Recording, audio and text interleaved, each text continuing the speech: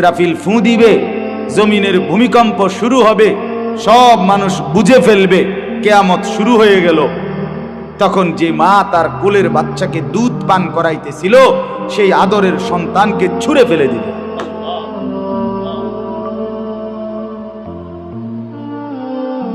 কল্পনা করা যায়? অতাদাউ কুল্লু দাতি হামলিন হামলাহা, যে মা তার পেটে 9 মাস ধরে বাচ্চা নিয়ে অপেক্ষা করছে, বাচ্চা মাত্র প্রসব হবে, এই অবস্থায় ইসরাফিলের ফু দিবে। এই গর্ভবতী 9 মাসের হয়তো ঘন্টা 2 পরে বাচ্চা প্রসব হতো বা 6 ঘন্টা পরে বাচ্চা বের হইতো, সেই গর্ভবতী মা এই বাচ্চা নিয়ে এই পরিমাণ জোরে দৌড় দিবে, গর্ভের বাচ্চা নিজে নিজেই খালাস হয়ে পড়ে যাবে। সুকারা, আল্লাহ তাআলা বলেন, বন্ধু আপনি দেখতেন যে প্রতিটা মানুষ তখন অস্থিরতা, পেরেশানি, ভয় আর আতঙ্কে মাতালের মতো ছুটাছুটি করে। কি কাস্টমার, কি প্যাসেঞ্জার, কিসের ড্রাইভার আর কি কার সিএনজি, কার অটো, কে ধরে কার, কিসের দোকান, কিসের কাস্টমার, সব দৌড়। ওমা হুম বিসুকারা, রব্বুল আলামিন বলেন কিন্তু তারা কেহই মাতাল না, কেহই পাগল হয় নাই, মাতাল হয় নাই। ওয়ালাকিন্না আযাবাল্লাহি শাদীদ, সবাই বুঝে ফেলছে আজকে আল্লাহর চূড়ান্ত সব কঠিন আযাব শুরু হয়ে যাবে। এটা বুঝছে সব। প্রত্যেক মানুষের পৃথক পৃথক মৃত্যু, একজন একজন মানুষের মৃত্যু হয়, যে এইটারে বলা হয় মৌত। আর গোটা কায়নাতের একসাথে যখন মৃত্যু হবে এটারেই বলা হয় কিয়ামত। বুঝছেন না? ওইটা হলো ইনফেরাদি মৃত্যু, এই জন্য এটার নাম হলো মৌত। আর গোটা কায়নাতের যখন মৌত হবে সেটার নামই কি? কিয়ামত। এটাও মৃত্যু, এটাই শেষ। ইয়া আইয়ুহান নাসু তাকু রাব্বাকুম ইন্না জালজালাতাস সাআতি শাইউন আযীম। আল্লাহ তাআলা বলেন, হে মানুষ তোমরা তোমাদের রব আল্লাহকে ভয় করো। ইন্না জালজালাতাস সাআতি শাইউন আযীম, নিশ্চয়ই কিয়ামতের ভূকম্পন, ইসরাফিল যখন ফু দিবে তো আমার গোটা কায়নাতের সমস্ত জমিনে একসাথে ভূমিকম্প শুরু হবে। আল্লাহ বলেন সেটা শাইউন আযীম, সেই ভূমিকম্পটা হবে বড়ই ভয়ানক, বড়ই ভয়ানক, বড়ই ভয়ানক, বড়ই ভয়ানক। এখনকার ভূমিকম্পে একদিকে ভূমিকম্প হলে দৌড় দিয়ে আরেক দিকে চলে যাওয়া যায়, এক অঞ্চলে ভূমিকম্প হলে আরেক অঞ্চলে হয় না। কিন্তু ইসরাফিল ফু দিলে গোটা কায়নাত একসাথে কেঁপে উঠবে। তুমি যেদিকেই দৌড়াও, যেদিকেই পলাও, সেদিকেই দেখবা জমিন কাঁপতেই আছে। ইয়াউমা তারাউনাহা তাদহালু কুল্লু মুরদিআতিন আম্মা আরদাআত ওয়া তাদাউ কুল্লু যাতি হামলিন হামলাহা ওয়া তারান নাসা সুকারা ওয়া মা হুম বিসুকারা ওয়ালাকিন্না আযাবাল্লাহি শাদীদ। যেন আয়াতের এই কথাগুলো যেন আল্লাহ তাআলার অত্যন্ত প্রতাপ এর ঢেউ উঠে, হৃদম উঠে, ঢেউ উঠে। আল্লাহ বলেন ইসরাফিল ফু দিবে, জমিনের ভূমিকম্প শুরু হবে, সব মানুষ বুঝে ফেলবে কিয়ামত শুরু হয়ে গেল। তখন যে মা তার কোলের বাচ্চাকে দুধ পান করাইতেছিল সেই আদরের সন্তানকে ছুঁড়ে ফেলে দিল।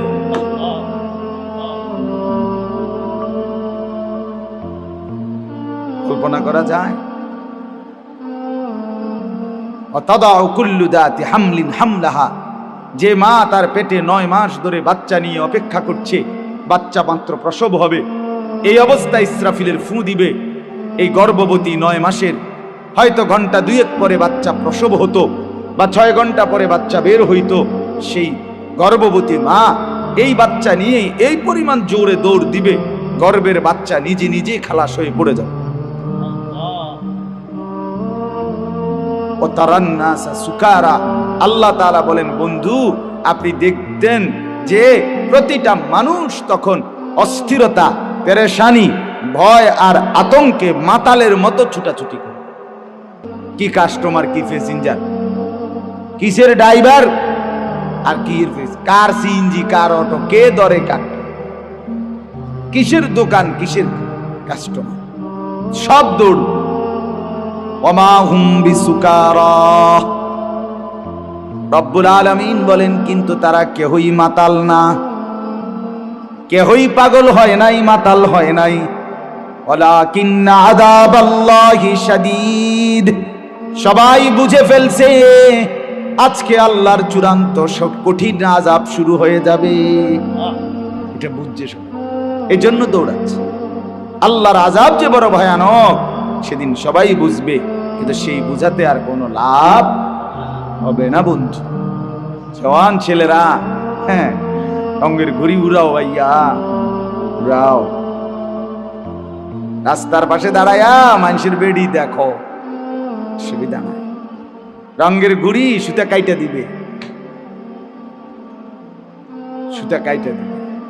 খুব বেশি দিন না, খুব বেশি দিন। জওয়ানি তোমার বাপের না, জওয়ানি তোমার আব্বাই দেয় নাই, জওয়ানি তোমার নেতা দেয় নাই। মাতবরি করো, চুল নিয়া বাহাদুরি, চুল তোমার বাপে দিছে, চুলের এত রঙে কাটো, হ্যাঁ, খারাইয়া মতো। ঘটনাটা কি? তুমি মুসলমানের বাচ্চা না? তোমার মা তোমারে মুসলমান হিসেবে জন্ম দেয় না? তোমার বাবার ঘরে তুমি হও নাই? একটা সেজদা করতে মন চায় না? এত অপদার্থ, এত নির্লজ্জ, এত বেহায়া মুসলমানের ছেলে হয় কেন? আর এটা মানুষের বাচ্চা হয় কেন? এমন এমন অপদার্থ মানুষ হয় কেন? সেজদা ছাড়া, নামাজ ছাড়া, বন্দেগী ছাড়া, হায়, আরে বলেটা কি? এত বেখুফ, বেশরম একজন সুস্থ সাধারণ স্বাভাবিক মানুষ হয় কিভাবে? এজন্য প্রিয় বন্ধু আমার, বাপ আমার, নওজওয়ান সাথীরা আমার, ফিকির কর। জিন্দেগির ঘুড়ি কাটা পড়ে যাবে, যৌবন শেষ হয়ে যাবে, হয় কবরে নয় বুড়া। অমিনকুম মান ইউতাওয়াফা মিন ক্বাবলু, আল্লাহ তাআলা বলেন আমি বহুজনকে বৃদ্ধ পর্যন্ত পৌঁছবার আগে আগেই মৃত্যু দিয়ে। সব জওয়ান বুড়া হয় না, সব জওয়ান কি হয় না? না বন্ধু, হয় না বাপ। ইমাম যাহাবী রাহমাতুল্লাহ আলাইহি কিতাবুল কাবায়েরের মধ্যে লিখছে, হে যুবক, তুমি তোমার মহল্লায় হিসাব লাগাও, হিসাব লাগাইয়া দেখো তোমার মহল্লায় যতজন কিশোর তরুণ যুবক, অতজন বুড়া মানুষ আছে কিনা। দেখবা বুড়োর সংখ্যা কম। মানুষ বলে না এই চাচার আমগো বাড়ির মধ্যে এবারই মুরব্বী হয় না, এবারই আর কি রয়েছে মুরব্বী আর এই একজন ভাই, কিন্তু তখন কমপক্ষে 50 জন যুবক আছে। তাহলে বোঝা গেল সব যুবক অধিকাংশই কবরে চলে যায় আগে, বৃদ্ধ সবাই হয় না। আমি গত সপ্তাহের আগের সপ্তাহ পাবনা গেছিলাম, আমার দাওয়াত ছিল পাবনা। আমি নিজে আসরের পরে, এরকম আসরের পরে মানসিক হাসপাতালে, পাবনা মেন্টাল হসপিটাল যেটা বাংলাদেশের বিখ্যাত, ওইখানে গেছি। আমার ওনারা নিয়ে গেছে সাথীরা। ভেতরটা আমি মাগরিবের আজান পর্যন্ত আমি ভেতরটা দেখছি, এই ওয়ার্ডে ওয়ার্ডে ঘুরা ঘুরা। খোদার কসম আমি নিজ চোখে দেখছি অগণিত এই যতগুলো পাগল, তার মধ্যে 100 জনের মধ্যে 99 জন, 99.5 জন যুবক। আল্লাহর কসম, বুড়া নাই বললেই চলে। এক ছেলেরে বললাম তোমার বাড়ি কোথায়? আমাকে চিনছেন না, আমি তো রবীন্দ্রনাথ ঠাকুর। বুঝা গেল উনি পাগল। একদম সুন্দর চেহারা, যুবক ছেলে।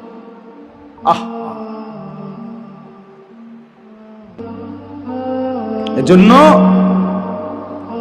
জিন্দেগির কদর করার সময় এখনই। এখনই গড়লেও যৌবন, নষ্ট করলেও যৌবন, এখনইটা। বুড়া বয়সে বইলাতে শুরু করেন যায় না, বেড়াদার হয়ে যায়, ইচ্ছা থাকলেও বুঝাইতে পারে না। কথা বুঝেন নাই ছেলেরা, বুঝছো নি ভাইয়া? বুড়া বয়সে শুরু করা যায় না। 60 বছর বয়সে আইয়া আবার নতুন করে প্রথম থেকে অজু, নামাজ, সূরা, কেরাত, দোয়া, কালাম, কোরআন শরীফ সহি শুদ্ধ, তাহাজ্জুদ নামাজ, এরপরে আল্লাহর রাস্তায় যুদ্ধ, ইসলামের জন্য জানবাজি, এই সব কিছু এখন থেকে শুরু করুন, না হয় না, এটা গুছানো যায় না। বয়সের একটা কি আছে,